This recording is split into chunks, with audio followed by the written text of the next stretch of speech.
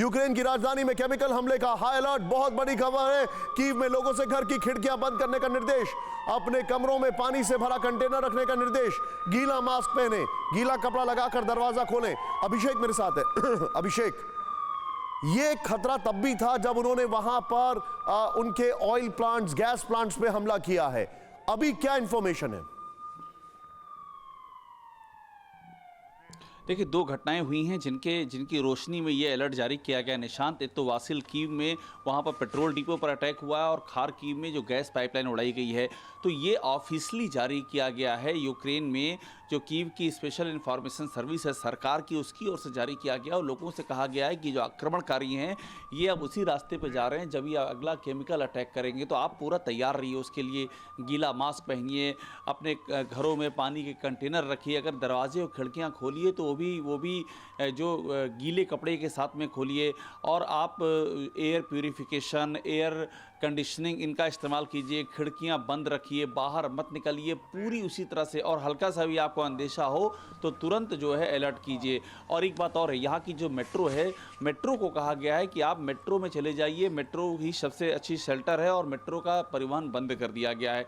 तो ये यूक्रेन की ओर से ऑफिशियली अपने नागरिकों से ये कहा गया। मैं आपको कीव के बारे में बता सकता हूँ, कीव की ओर से तो ऑफिशियली ये जानकारी दी गई है। कीव की मेट्रो ने ये जानकारी शेयर की अपने यहाँ के नागरिकों के साथ में कि वो कोई दिक्कत हो तो मेट्रो में आ जाएं तुरंत, और इन सारी चीजों का एहतियात रखें। आप जो जानकारी दे रहे हैं बड़ी बात है। एक और बड़ी खबर, यूनाइटेड नेशंस में अमेरिका का बयान है, पुतिन को रोकने के लिए सारे विकल्प खुले। यूएस ने कहा है पुतिन पर नकेल के लिए हर संभव कोशिश करेंगे, यूक्रेन को हर संभव मदद दे रहे हैं, यूएस ने कहा है। अशोक जी मेरे साथ है। अशोक जी, बड़ा सवाल यहां पर यह है, ट्रूप्स ऑन ग्राउंड नहीं भेज रहे हैं, लेकिन वेपन्स ऑन ग्राउंड भेजने में कोई दिक्कत नहीं है, और ये वेपन्स ही हैं जो पुतिन को रोक रहे हैं।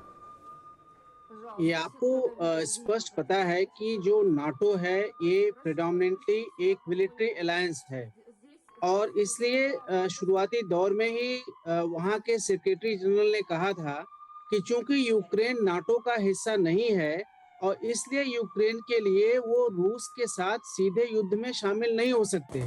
लेकिन रूस को रोकने में उनका भी इंटरेस्ट है, क्योंकि यूक्रेन के बाद क्या, अगर यूक्रेन में रूस को अप्रत्याशित सफलता मिलती है तो पुतिन का कारवां वहीं पे नहीं रुकेगा, और इसलिए वो यूक्रेन को पूरी तरह साजो सामान दे करके सक्षम बनाना चाहते हैं, ताकि यूक्रेन के माध्यम से वो रसिया को ब्लीड कर सकें, इकोनॉमिक सैंक्शंस की वजह जस्टिफाई कर सकें, और जो रूस इमर्ज कर रहा है उसको कमी ला पाए।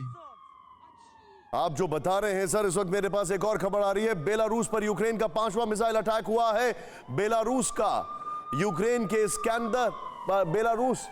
पर स्कैंदर मिसाइल से हमला किया है। बेलारूस ने यूक्रेन पर स्कैंदर मिसाइल दागी है। और इतना ही नहीं, आपको यह भी बताना चाहूंगा, मिन्स्क में लोग खुलकर बाहर प्रदर्शन कर रहे हैं, उनको ब्रूटली तरीके से डिटेन किया जा रहा है। यह भी बड़ी खबर है, और मैं सीधे इस पे शार्प रिएक्शन लूंगा। सर, बेलारूस की नीयत और हर चीज में शक है, they are behaving like a pet of Putin, लेकिन अभी बहुत बुरा हाल है उस मुल्क का, वहां पर भी एक इरप्शन हो रहा है। अगर आप देखें तो बेलारूस के जो प्रेसिडेंट हैं वो थोड़ा ही नहीं आंख मूंद करके पुतिन का सपोर्ट कर रहे हैं। इनफैक्ट जब पुतिन ने अपनी शुरुआती न्यूक्लियर ड्रिल की देखने के लिए वो गए थे फॉरवर्ड ट्रूप्स के पास में, उसमें बेलारूस के प्रेसिडेंट भी उनके साथ थे, तब तक युद्ध शुरू भी नहीं हुआ था। तो बेलारूस उनको आंख मूंद के सपोर्ट कर रहा है। एंड दूसरे, बेलारूस की जो भौगोलिक स्थिति है वो कीव से बहुत करीब होने के लिए रूस को मदद भी वहां से ग्राउंड फोर्सेस के लिए मैक्सिमम मिलेगी। अब इस समय में चूंकि जो प्रगति रूस की एक्सपेक्टेड थी नहीं हो रही है, और इसलिए रूस के मन में भी खलबली है। अड़ी सोमवार से शुक्रवार शाम 6 बजे सिर्फ TV9 भारतवर्ष पर।